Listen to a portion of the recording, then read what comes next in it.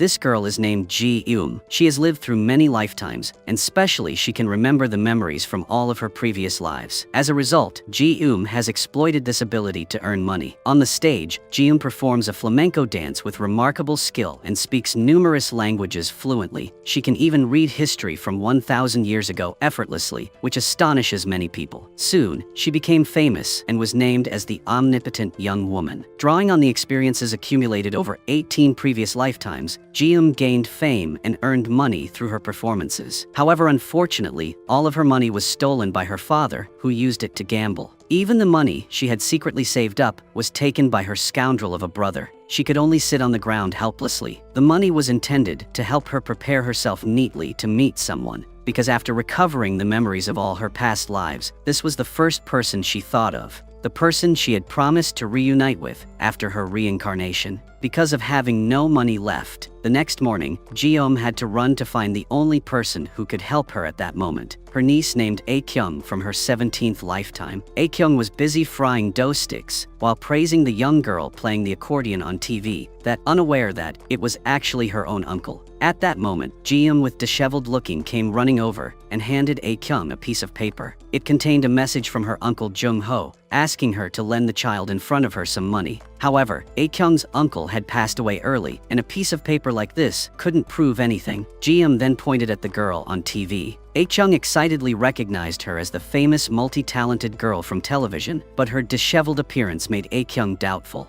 Besides, her uncle had died long ago, and a piece of paper like this couldn't prove anything. After trying many ways without success, Ji-eum decided to reveal her true identity. To prove she was A-kyung's uncle, she pointed to the pictures on the wall and fluently recounted memories only the two of them knew. It turned out that Ji-eum in her 17th life was a vaudeville performer, and she had a niece, A-kyung, but unfortunately she had fallen gravely ill and passed away early. Before leaving this world, she had told A-kyung that she would reincarnate and return to protect her. Hearing Ji-eum repeat that promise, A-kyung appeared emotional and seemed to believe what Ji-eum was saying. A-kyung then asked what her father's name was, but unfortunately that after so many lifetimes, many things had faded from memory, so Ji-eum gave an entirely wrong answer. With no other options, she pleaded with A-kyung to lend her 100,000 won and to consider it as helping a pitiful child, because in this life she absolutely had to meet someone again. When A-kyung asked who that person was, Ji-eum hesitated before uttering a name: Soha.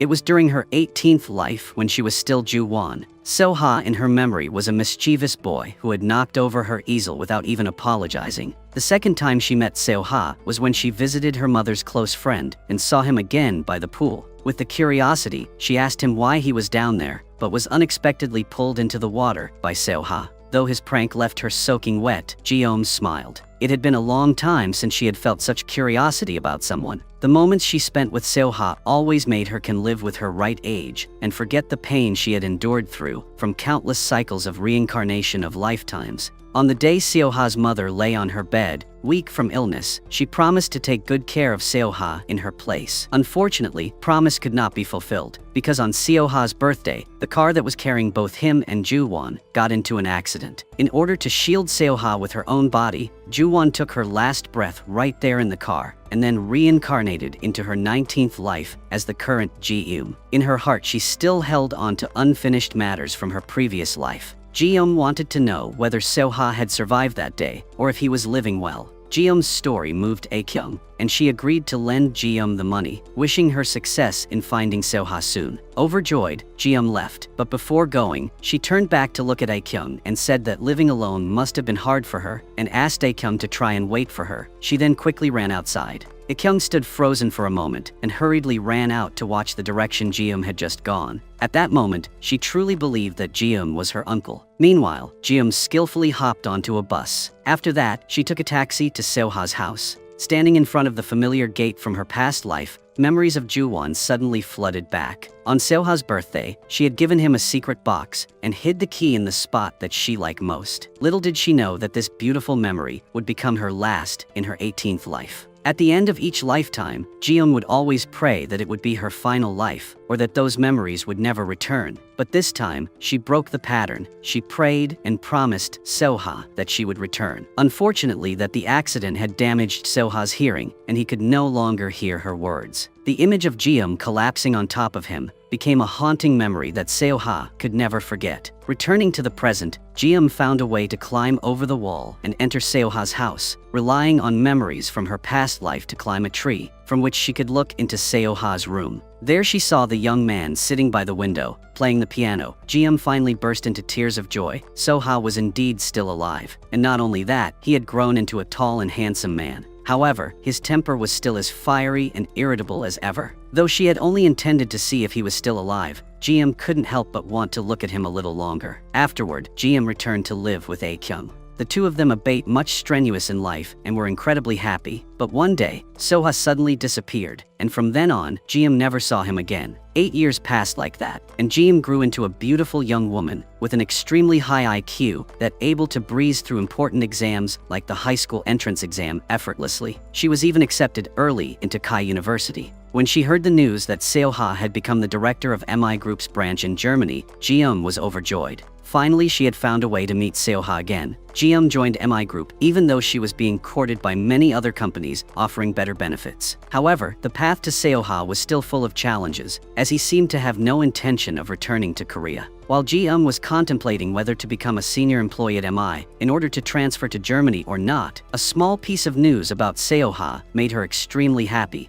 Soha had unexpectedly returned to Korea to take over as the director of MI Hotel. His goal was to restore the hotel to its golden era, just as his mother had done. It turned out that his mother had once been the general manager of MI Hotel, but after she passed away, the position was given to Yeon Ok, his father's mistress. Soha's plan to revive the hotel clashed with his father's wishes, which made his father extremely angry. Ji-eum sped to MI Hotel to submit her job application. After all these years, she had finally met Soha again, but now, their circumstances were different. To him, Ji-eum was just a stranger. Standing by the hotel's pool, Soha recalled moments with his mother and the girl in the red dress. Suddenly, Ji-eum appeared behind him and asked, "What's down there?" Ji-eum repeated the question just as she did when she was still Ju-won, whom Soha once knew. But instead of pushing her into the pool like in their previous life, Soha coldly told Ji-eum, "No unauthorized entry," and then walked away. While moving house to the mansion, Soha's secretary handed him a stack of job applications, and Ji-eum's outstanding qualifications caught his attention. As a result, his secretary arranged for a personal interview with Soha. Ji-eum hurriedly drove to the hotel. After knocking, she walked straight in and called out to Soha, but he didn't respond. It was then that she realized the accident had caused him to lose hearing in one ear. After a lengthy back and forth during the interview, Soha mentioned that the job might not meet her expectations. Unexpectedly, Ji-eum made a proposal that shocked him. She suggested that if he wasn't sure, he should try dating her. Soha tried to stay calm, saying that he must have misheard, but Ji-eum repeated the offer once again. She told him that he didn't mishear and then asked Soha if he wanted to date her. Soha, that encountering this kind of situation for the first time, thought to himself that Ji-eum must be joking, or else she was just a crazy woman. Ji-eum left Soha so confused that even while sitting in the car on his way home, he couldn't stop wondering about it and asked his secretary, Do-yoon, about that situation. At that moment, Soha received a call from someone named Cho-won, but he didn't answer. Cho-won was Ji-eum's younger sister in her 18th life. She lived in a place filled with flowers, where on romantic evenings, a handsome man would bring wine to enjoy together. But it seemed Cho-won had her mind on someone else, her attention fixed on her phone, as if waiting for a call from someone. While gathering decoration materials for the hotel, Ji-eum stopped by the Insadong district to have a look around. Unexpectedly, that she saw Soha there. At that moment, he was feeling overwhelmed by the loud noise of trumpets and drums. Seeing Soha in a state of panic, Ji-eum suddenly ran over, grabbed his hand and pulled him along quickly. Soha, not understanding what was happening, let her drag him along until they both were exhausted and stopped. They sat down on a nearby bench to rest. Ji-eum explained that she had pulled him away like that to help him escape from his panic. She recounted a previous life during a time of war, when the dead were falling like rain and she was the only one left alive. All she could do was run fast to escape the horrific scene. After regaining her composure, she found herself in a field where life had returned. However, Soha clearly did not believe her words. He leaned closer and quietly asked if Ji-eum had a mental issue. The question left Ji-eum speechless, but instead of answering him, she proposed that they get married. Soha was bewildered by this unique marriage proposal. Ji-eum said it was a hint for him to recognize where he had met her before. But Seo-ha couldn't imagine with the proposal he made to Ji-eum in a past lifetime,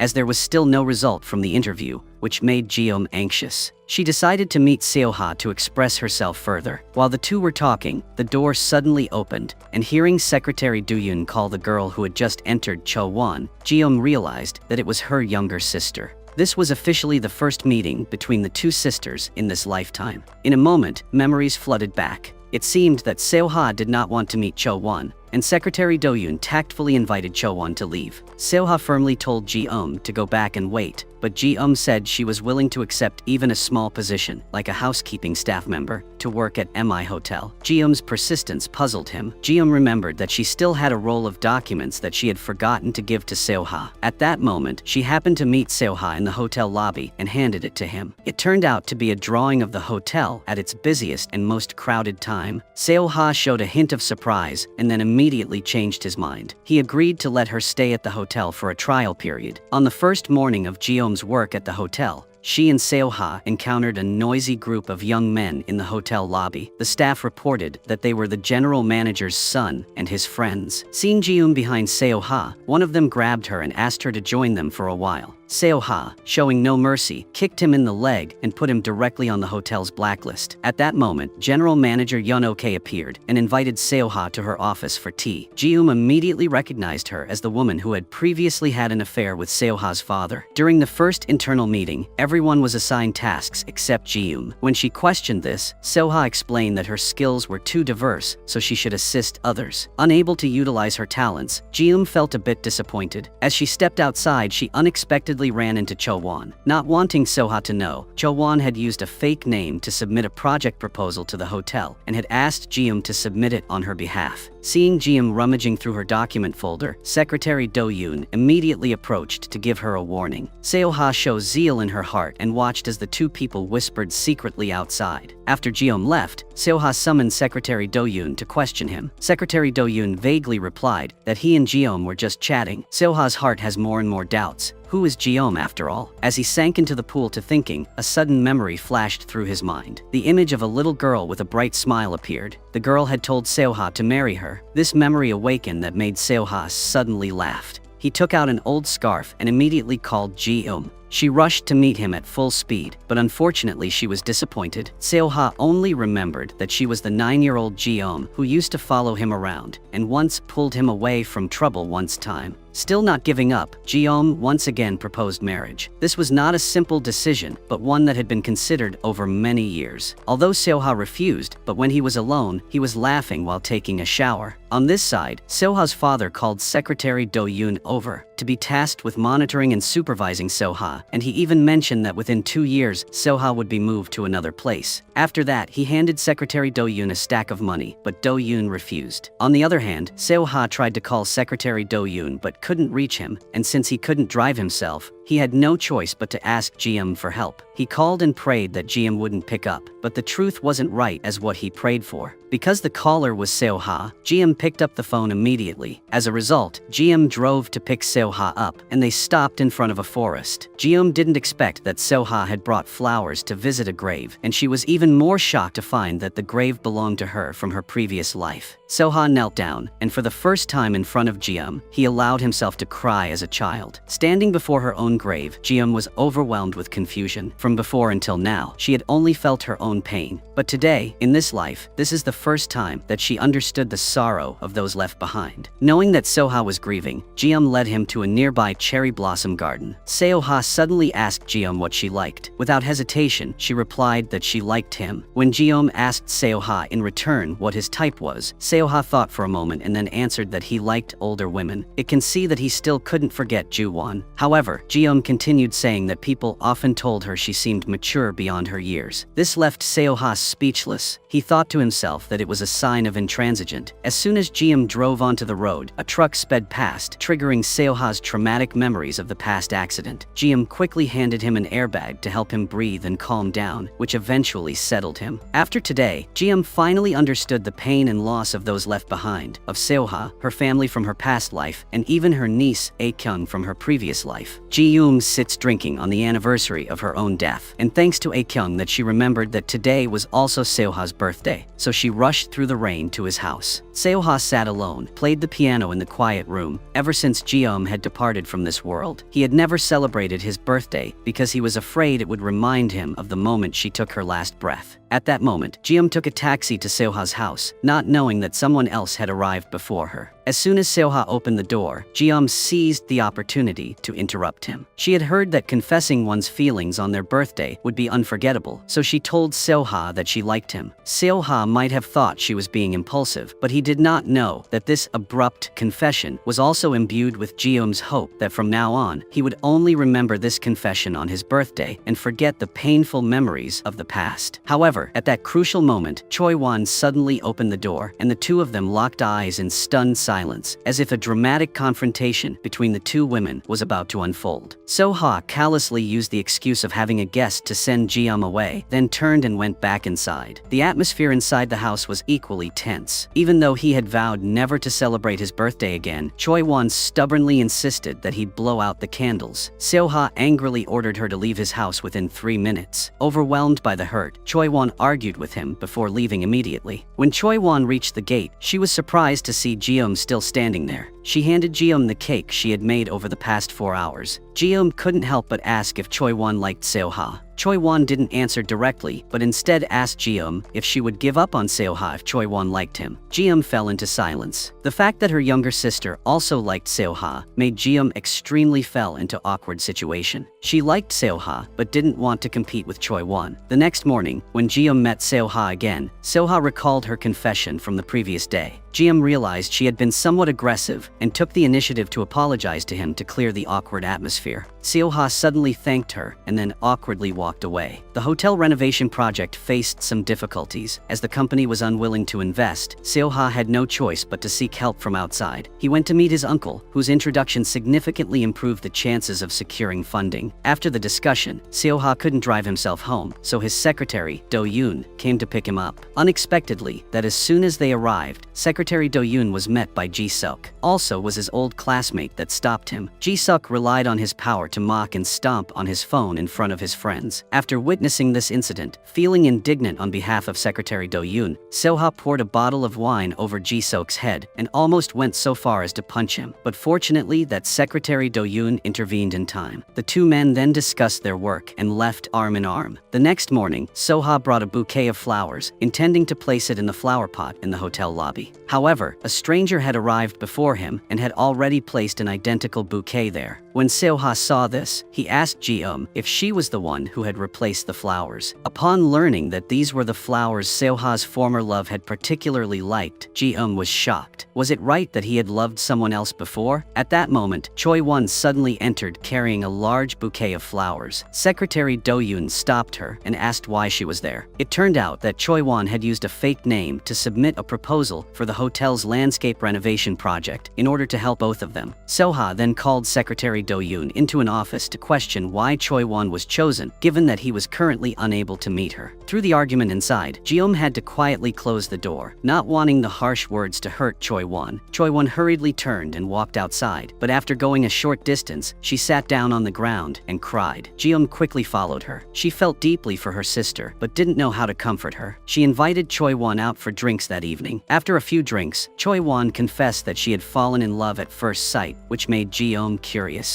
She remembered the first time Seoha and Choi-won met. Was it really that intense? Choi-won even told her that he had a younger brother who was meticulous, kept accounts, and was very good at driving. The description of the person Choi-won spoke of was increasingly different from Ji-eum's image of Seoha, leading her to confirm and ask if Choi-won liked Secretary Do-yoon instead. Choi-won confirmed that this was true. Hearing this, Ji-eum suddenly laughed. It turned out that Choi-won's initial affection was not for Seoha, but for Secretary Do-yoon, who was always by his side. At this point, Ji-eum could finally relax, relieved after days of bust-a-gut trying to face with that awkward situation. Choi-won then revealed to Ji-eum about her biggest rival, who was also her late older sister. Eventually, Choi-won, who was extremely drunk, was taken home by Ji-eum. She placed Choi-won in front of her biological mother's house from her past life and then quickly hid nearby. When her mother came out, she didn't hesitate to slap Choi-won and muttered, "Why don't you drink with a man if you're going to drink?" She then asked Choi-won when she planned to get married. Ji-eum that, hiding from a distance, couldn't help but laugh, marveling at how her mother was still the same as ever. However, these words were overheard by her mother, who grabbed Ji-eum's arm and with tears in her eyes, asked if she was Ju-won. Mrs. Yoo-seon remembered Ji-eum's words that one day she would be reincarnated and return to her, so she had always believed and waited for her return. The two embraced emotionally. It seemed like a moment of maternal happiness, but the bitter reality shattered that illusion. It turned out to be just Ji-eum's imagination, fueled by her deep longing to reunite with her family. Soha, who had intended to visit Choi-won, saw Ji-eum acting strangely in front of the house, crying and laughing as if she were mad. He approached her and turned her around, only to see a trail of tears on her face. Ji-eum was shocked and unconsciously called out Soha's name, which made him associate her with the Ju-won from his memories. Ji-eum snapped out of her daze, realized it's a slip of the tongue that she had inadvertently made Soha bewildered. She quickly explained that she was Ji-eum and didn't forget to confess her feelings to him once again. Just then, the door suddenly swung open. Mrs. Yoo-seon, hearing the commotion outside, came out to check. Not wanting to be seen, Soha grabbed Ji-eum's hand and they ran away quickly. Until when they stopped, Ji-eum suddenly remarked that Soha's hand was very soft. Embarrassed, Soha pulled his hand away. To explain her odd behavior earlier, Ji-eum lied to Soha, saying that seeing Choi-won and her mother made her remember her own mother who had left. She then leaned in and asked him if he wanted to go for a second round, which turned out to mean going for some noodles. The two of them casually sat in front of a convenience store, looking as intimate as a couple.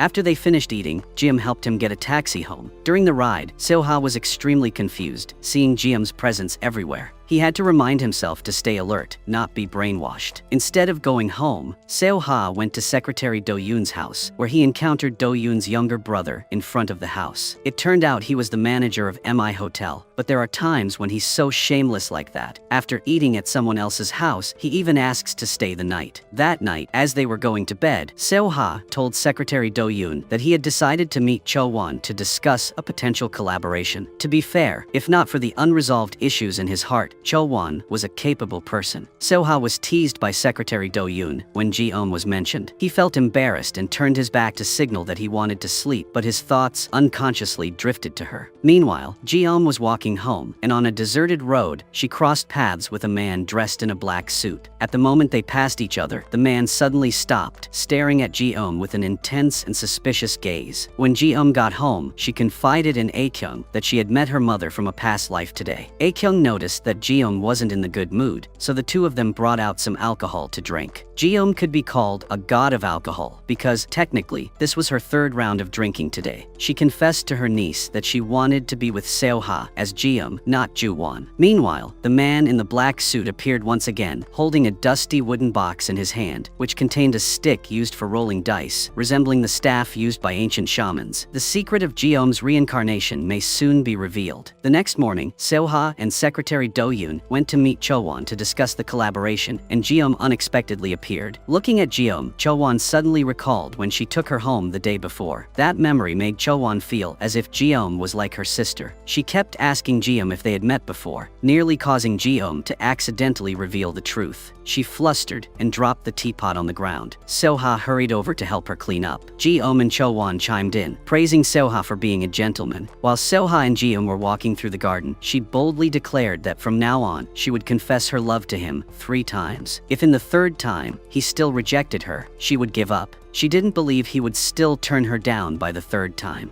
Meanwhile, things were no less awkward with Cho-won, who straightforwardly suggested that Secretary Do-yoon go on a blind date with her. Seeing Cho-won's bright expression, it seemed like Secretary Do-yoon might have softened, but unfortunately, he still refused. The next morning, when Ji-eum went to work, she received a phone call from her brother. As soon as she picked up, he demanded money from her, not wanting to hear any more, so she hung up. Soha also had a rough morning. As soon as he arrived at the hotel, he ran into the arrogant face of the director's son. Without saying much, Soha directly ordered security to told him out of the hotel, then went to meet with the director. When she heard that her son had been kicked out, the director could no longer maintain her calm demeanor and started making veiled threats to Soha, implying that she knew more than he did. After leaving her office, Soha ordered Secretary Do-yoon to go to the accounting department to retrieve some documents. He decided to review all the records once again to find out what exactly exactly the director had been doing over the past 3 years. Taking advantage of the fact that no one in the accounting department was paying attention, Secretary Do-yoon gathered all the documents. Realizing it was already quite late, Soha invited Secretary Do-yoon to have dinner with him, but Do-yoon declined and didn't hide the fact that he had to meet the chairman, who was also Soha's father. Left with no choice, Soha took a cab to go home by himself. On the way, he was shocked to see Ji-young running frantically, being chased by a man. It turned out her brother had come to her living place to demand money, roughly grabbed Ji-young's hair. In an attempt to stop him, Soha was punched and bloodied. Seeing this, Ji-young, heartbroken, turned around and hit her brother, then drove him away. Soha asked for an explanation, and Ji-young honestly admitted that she now looked like someone from the bottom of society, clinging to him to rise up. Soha directly refuted this, stating that if she were a money-hungry person clinging to him, she would look more pitiful, not so aggressive like that. Noticing Ji-young's distress, he invited her out for drinks, expressing a desire to hear her talk. They drank cup after cup until Soha was drunk, his eyes filled with Ji-young's beautiful image. Being with Ji-young always reminded him of Ju-won. He cupped her face with both hands and pulled her closer. Ji-young warned him not to do that, or she might kiss him. Soha, in a drunken and challenging tone, dared her to kiss him. However, to prevent Soha from regretting it the next day, Ji-young restrained herself, hoping he would say that when sober. Meanwhile, Secretary Do-yoon was reporting Soha's situation to the CEO, choosing to speak vaguely and not mentioning the bookkeeping issues Soha was dealing with. The chairman seemed to be paying attention to Ji-young. Due to her complex family situation, the chairman asked him to keep Ji-young away from Soha and the company. On this side, Ji-young was struggling to carry the unconscious Soha home. Unable to catch a taxi, she suddenly had an idea to borrow a cart to pull him. This moment felt like a return to a previous life when she was a vibrant young man. Perhaps because she was so vigorous, she didn't notice Soha gradually falling behind. It wasn't until the cart became lighter that she realized he had fallen off and was sleeping soundly on the street. With no other option, Ji-young had to ask Won to drive and pick him up. She placed him in the co-pilot seat, knowing Soha was still traumatized and couldn't sit in the back seat. This left Won confused, thinking she and Soha were close, but she was unaware of this. The two of them took Soha home. In his half-conscious state, Soha continued to remember the accident, holding onto Ji-young's hand tightly and repeatedly begging her not to leave. Seeing Soha's pitiful condition, she suddenly realized how much he had been stuck in that painful moment all these years. Witnessing Soha's state until this moment, Cho-won truly felt his pain. She stepped outside, sitting and crying uncontrollably. Cho-won couldn't imagine that, how Soha had suffered all these years, having experienced the same pain of losing someone important. Yet she had blamed him for her sister's death, believing it was because of him that her sister had died, turning it into a splinter in Soha's heart. Meanwhile, inside the room, Ji-young couldn't hold back her tears upon discovering that Soha still kept the box she had given him years ago. That night when she went to bed, Ji-young had a nightmare. In her dream, the dice stick appeared again, and a knife was plunged into someone, causing Ji-young to wake up startled. It had been a long time since she had such a dream, and every time it happened, A-kyung would feel sick and short of breath. Before dawn, Soha was awakened by the sound of the doorbell. He smiled when he saw that Ji-young was the one outside. Hearing footsteps approaching, Soha turned around, but before him stood Ju-won with the face covered in blood. The images of her and Ji-young kept intertwining in his mind, that causing a sharp headache. Soha woke up, realizing it was just a nightmare. At that moment, Secretary Do-yoon arrived to take him to work as usual. As he entered the living room, he was startled to find all the furniture in disarray. Secretary Do-yoon went to look for Soha in the room, and seeing Soha's unstable condition, Do-yoon's secretary calls to question Cho-won, telling her why she let Soha get so drunk and lose his mind like that. But the person who went drinking with Soha was not Cho-won, but Ji-young. The doorbell rang at Soha's house once again, and this time it was really Ji-young. But perhaps, due to the nightmare from the previous night, Soha didn't want to see her at that moment. After waiting a long time with no one answering the door, Ji-young finally left. While Ji-young was waiting for the traffic light to cross the street, a mysterious girl suddenly approached her. Seeing a boy distracted by his phone and not paying attention to the traffic, both girls quickly raised their hands to stop him.